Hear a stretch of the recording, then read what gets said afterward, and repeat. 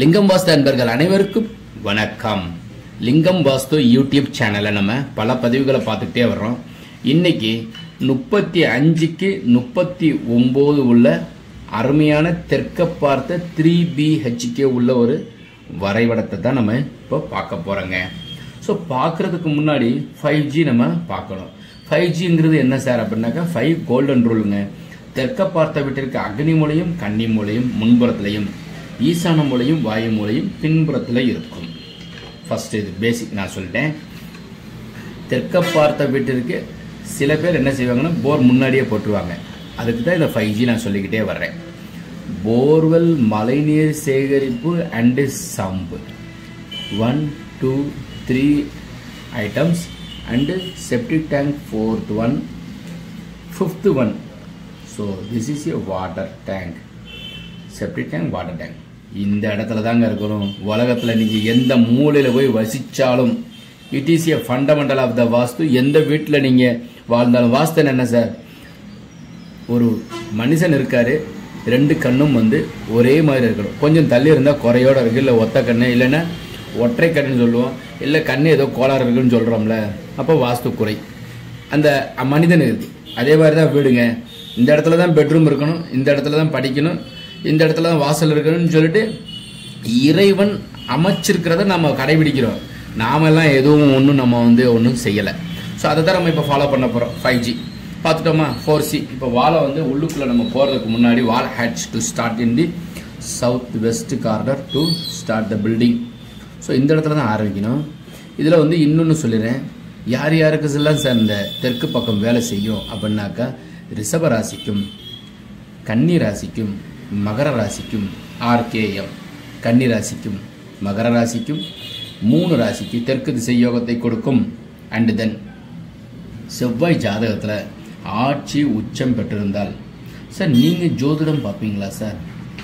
நான் வீடு சம்மந்தப்பட்டது முழுக்க எனக்கு டீட்டெயில்டாக தெரியும்.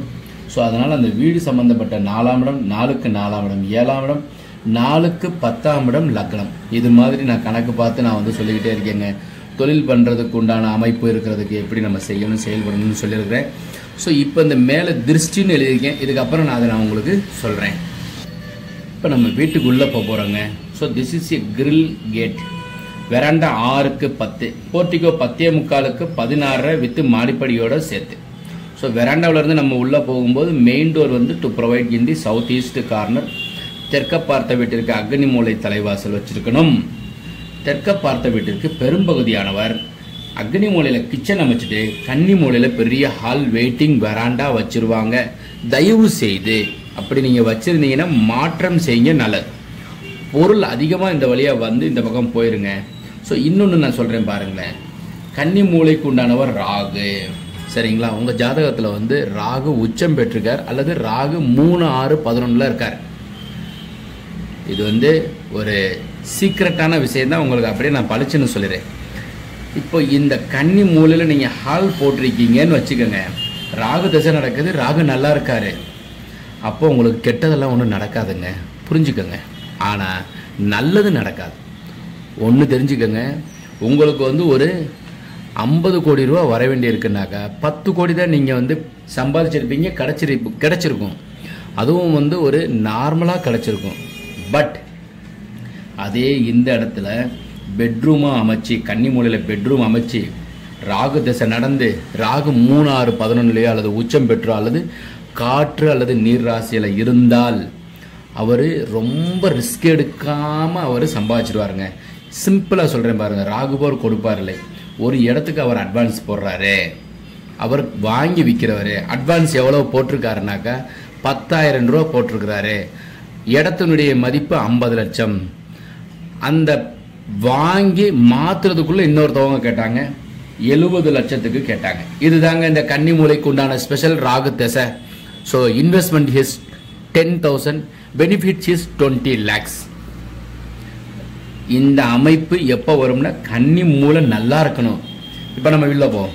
ஹால் 16க்கு 16, கிச்சன் 10க்கு 10, அக்னி மூலையிலே நம்ம அடுப்பு வச்சுட்டு இந்த இடத்துல தான் நம்ம சிங்கை கொடுக்க போகிறோம். அப்புறம் ஈசான மூலையில் ஒரு பெட்ரூம் கொடுத்துருக்குறோம். பிள்ளைங்க படுக்கிறதுக்கும் படிக்கிறதுக்கும் பயன்படுத்த வேண்டிய ஒரு இடங்க. இந்த இடத்துல மாஸ்டர் பெட்ரூமா போற்றக்கூடாது. குறை உள்ள குழந்தைகள் பிறப்பார்கள். ஓப்பனா சொல்லிடுறேன். இந்த இடத்துல வந்து கண்டிப்பாக தாம்பத்திய உறவு இருக்கக்கூடாது. ஈசான மூளை, ஈசனுடைய மூளை. அதனால வயசானவங்களும் பிள்ளைங்களும் தான் படுக்கணும்.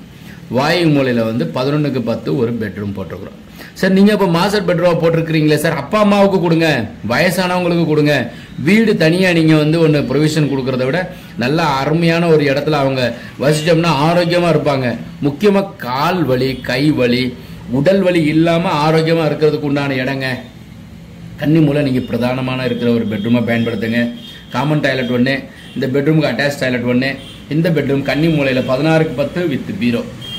அதனுடைய வாயு மூலையில் நம்ம டாய்லெட் 6க்கு 5 கொடுத்துருக்குறோம். 2க்கு நடுவில் கன்னி மூலை சார்ந்ததில் ஒரு பூஜை ரூம் கொடுத்துருக்கோம். சார் இந்த மாதிரி 2க்கு நடுவில் ஒரு பூஜை ரூம் நீங்கள் கொடுத்துருக்கீங்களா சார், அது தப்பாகாதா சார்? டாய்லெட்டினுடைய ஃபேஸிங் கோப்பை வந்து உங்களுக்கு இப்படி இருக்கும், அது அந்த பக்கம் இருக்கும். சாமி வந்து ஈஸ்ட் ஃபேஸிங்கில் இருக்கும்.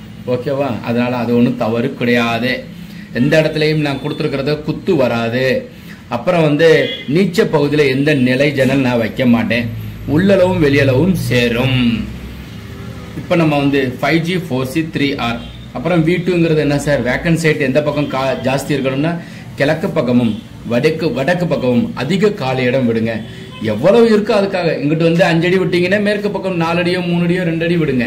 கிழக்கு பக்கம் அதிக விடுங்க, வடக்கு பக்கம் குறைவா, வடக்கு பக்கம் அதிக விடுங்க. தெற்கு பக்கமும் மேற்கு பக்கமும் குறைவாக விடுங்க. சரி, இப்போ நம்ம வந்து இந்த தெற்க பார்த்த வீட்டிற்கு கன்னி மூலையில வாய்ப்பு கிடைத்தால் உங்களுக்கு நிறைய இடம் இருக்கோ இல்லையோ கன்னி மூலையில ஒரு வில்வ மரம் வைங்க. நிறைய பேர் சொல்லுவாங்க வில்வ வீட்டுக்கு ஆகாதுன்னு சொல்லி. அதாவது அந்த கோர்வையான வார்த்தைக்காக சொல்லப்பட்டதுதான். வில்வ மரத்துல தாங்க மகாலட்சுமி இருக்கு. அதனால வந்து மகாலட்சுமி நம்ம வீட்டுக்கு வரணும்னா வில்வ மரம் ஒன்று வைங்க. கன்னி மூலையில வைங்க. ரொம்ப விசேஷம். ஈசானத்தில் வைக்கக்கூடாது. அக்னியில வாய்ப்பு இடம் இருந்துச்சுனாக்கா அத்தி வைங்க. அத்தி சுக்கிரனுடைய மரங்க. சுக்கிரன் வந்து அவருக்கு ஜாதகத்தில் ஆட்சி அல்லது உச்சம் பெற்றிருந்தால் அத்தி மரம் வளர்த்தோம்னா நல்லது. மிகப்பெரிய ஒரு வாய்ப்பை கொடுக்கும். அத்தி பழம்னு சொல்லுவாங்களோ அது அத்தி மரம். இந்த இடத்துல வந்து தலைவாசல் அக்னி மூலையில் வச்சிருக்கோம். அக்னி மூலைக்கு உண்டான சுக்கிரன் ஜாதகத்தில் நல்லா இருந்தால் அத்தி மரம் வைங்க. இப்போ நம்ம வந்து வீட்டுக்குள்ளே இருக்கிறது வெளியளவு எல்லாமே பார்த்துட்டோம்.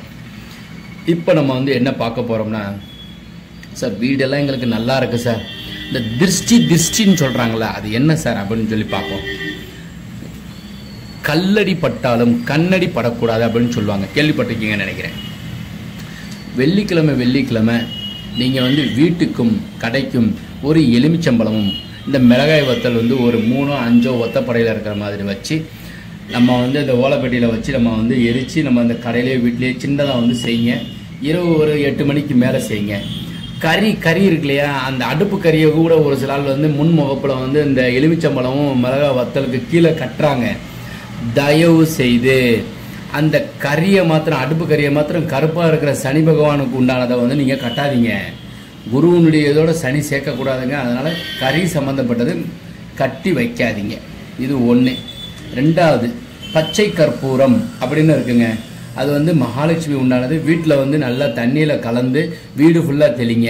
அப்படி இல்லைன்னாக்கா ஒரு வெத்தலையில் வந்து ₹1 காசும் பச்சை கற்பூரமும் பூஜை அறையிலை ஒரு 4 ஏலக்காயோடு சேர்த்து வைங்க. ஸோ திருஷ்டி நமக்கு எதுவாக இருந்தாலும் போயிடும். ரெண்டாவது. மூணாவது வந்து நம்ம ஒரு ஆஃபீஸில் உட்காந்துருக்குறோம். நம்ம டேபிள் மேலே வந்து ஒரு கிளாஸ், அது வந்து கண்ணாடி டம்ளராக இருந்து அதில் வந்து ஒரு தண்ணி ஃபுல்லாக வச்சு எலுமிச்சம்பழம் போட்டு வைங்க. நிச்சயமாக டிஸ்டி இருக்காது. நமக்கு யாரோ ஒரு எதிர்மறையான ஒரு மனிதர் வந்திருக்காரு, நாம் ஏமாற போகிறோம்னா கூட இது காப்பாற்றும். 3. 4வது, நமக்கு ஏதோ ஒரு வழியில் வந்து ஒரு கெட்டது நடந்துக்கிட்டே இருக்குது சார், வராமல் இருக்கிறது என்ன சார் செய்யுது? ஆகாச கருட கிழங்கு அப்படின்னு இருக்குது. நெட்டில் போட்டு பாருங்கள்.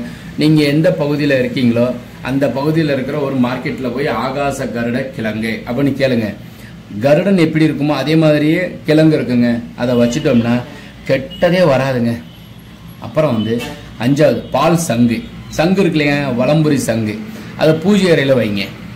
நிச்சயமாக நமக்கு வந்து ஏதோ ஒரு மனக்குழப்பம் இருக்கிறது தீரும். அப்புறம் வந்து சின்ன பிள்ளைங்க திடீர்னு இரவு அழுகுறாங்க, நம்ம என்ன செய்யறது? சூடம் சுற்றி போடுங்க. இதெல்லாம் வந்து ஒரு நம்பிக்கையாக நம்ம வந்து கண்டிப்பாக செய்யுங்க. வீடு வாஸ்துபடி இருக்குது, இதெல்லாம் ஃபாலோ பண்ணுங்க. வீடு வாஸ்துபடி குறையா இருந்தாலும் இதை செய்யும்போது நமக்கு ஏதோ ஒரு ரூபத்தில் நமக்கு சரியாகிறதுக்கு உண்டான வாய்ப்பை கொடுக்கும். அதாவது வீடு வாஸ்துப்படி இருந்தால் குறையும். வீடு வாஸ்து தவறாக இருந்தால் இதெல்லாம் உடனே நமக்கு ஒட்டிக்கிறோங்க. ஏதோ நம்ம வந்து தேவையில்லாத ஏதோ ஒரு நெகட்டிவானதை ஒட்டிக்கிறோம். சூடம் வந்து சின்ன பிள்ளைகளை உட்கார வச்சு நம்ம வந்து சுற்றி போகிறது நல்லது. அப்புறம் வந்து 7வது, ஒரு வீடு கட்டிக்கிட்டே இருக்கீங்க, ஒரு சென்ட்ரிங் போட்டிருக்கிறீங்க, ஒரு நிலம் வச்சுருக்கிறீங்க, ஏதோ வந்து 450 பேரை நீங்கள் கூப்பிட்ருக்கீங்கன்னாக்கா கண்டிப்பாக பூசணிக்காய் சுற்றி போடுங்க. நிச்சயமாக அதனுடைய டிஸ்ட் நிறையா இருக்கும். இப்போ வந்து உதாரணத்துக்கு நான் சொல்கிறேன், நீங்கள் வாழ்க்கையில் ஃபஸ்ட் டைம் வீடு கட்டுறீங்க, உங்களோட சேர்ந்தவங்க எல்லாம் பெரிய ஒரு முதலாளிகள் அல்லது பணக்காரங்க, நீங்கள் நார்மலாக ஒரு 800-1000 சதுரடி கட்டுறீங்க, நிறைய பேரை கூப்பிட்றீங்கன்னா நிச்சயமாக உங்களுக்கு டிஸ்ட் இருக்கும். ஏன்னா ஃபஸ்ட் டைம் கட்டுறீங்க. அப்புறம் வந்து லக்ஸுரியஸாக கட்டுறீங்க, ஒரு நல்ல இன்ஜினியரை வச்சு கட்டுறீங்க. அப்போ உங்கள் உடம்புக்கு முடியாமல் போயிடும் சாமி. அதனால் அடக்கமாக கட்டுங்க. நிறைய பேரை கூப்பிடுங்க கிரக பிரவேசத்துக்கு. நடுவில் சும்மா இருக்கும்போதெல்லாம் பசங்களை கூட்டி வந்து காமிக்கிறத விட வீடு கட்டி நீங்கள் குடி போகிறப்போ நீங்கள் கூப்பிட்டுக்கலாம். இல்லை நல்ல நண்பர்கள் எனக்கு வந்து அமைஞ்சிருக்கிறவங்கெல்லாம் நல்லா என்னுடைய எண்ணத்தோடு நமக்கு நல்லா வாழ்த்துறவங்க தானே, நீங்கள் அதை பற்றி தவறு கிடையாது. பராம பிடிச்சவங்கள கூட்டி போய் காமிச்சு நம்ம நிச்சயமாக சஃபர் ஆகும். அதுக்கு நீங்கள் பூசணிக்காய் சுற்றி போடுங்க. அப்புறம் நம்ம வீட்டுக்குள்ளே வந்து விஷ ஜந்துக்கள் வருது, இல்லை ஏதோ நமக்கு எய்த்தாப்பில் இருக்கிற ஒரு வீட்டுக்காரர் நமக்கு நெகட்டிவான மனிதராக இருக்கிறாரு, பின்னாடியோ முன்னாடியோ சைட்லேயோ ஏதோ ஒரு வழியில் நமக்கு கெடுதல் கொடுப்பாங்கன்னா சின்னதாக கருங்காலி நிலையில் ஒட்டி வச்சுருங்க. இல்லை நிலை செய்யும் போதே அந்த கருங்காலியை ஒட்டி வச்சுருங்க. இதெல்லாம் டிஸ்டியை அவாய்ட் பண்ணுறதுக்காக செய்யப்படுவது. இதுக்கு மேலேயும் நிறைய சொல்லப்பட்டிருக்கு. நான் ஒரு 8 இது தேர்ந்தெடுத்து உங்களுக்கு சொல்லியிருக்கேன். இதுவே போதுமானது. இதுபடி கடைபிடிங்க. இதே மாதிரி நிறைய இது நான் சொல்லிக்கிட்டே வர்றேன். நீங்கள் வந்து இந்த பிளான் பிடிச்சிருந்தாலும், இந்த திருஷ்டி சம்மந்தப்பட்டது நான் விளக்கம் சொல்லியிருக்கிறது உங்களுக்கு பிடிச்சிருந்தாலும் லைக் பண்ணுங்கள். அப்புறம் உங்கள் நண்பர்களோட ஷேர் பண்ணுங்கள். இந்த மாதிரி எல்லாம் சொல்லியிருக்கு அப்படின்னு சொல்லிட்டு கமெண்ட் செக்ஷனில் உங்களுடைய கமெண்ட்ஸ் நீங்கள் போட்டிங்கன்னா நான் வந்து அது ஒரு சாட்டிஸ்ஃபை ஆகிடுவேன். இது ஓகே நல்லா இருக்கு அப்படின்னு சொல்லிட்டு. வாஸ்துள்ள வீட்டில் வசிப்போம், வளமுடன் வாழ்வோம். மீண்டும் நாளை ஒரு நல்ல வரைபடத்துடன் சந்திப்போம். வணக்கம்.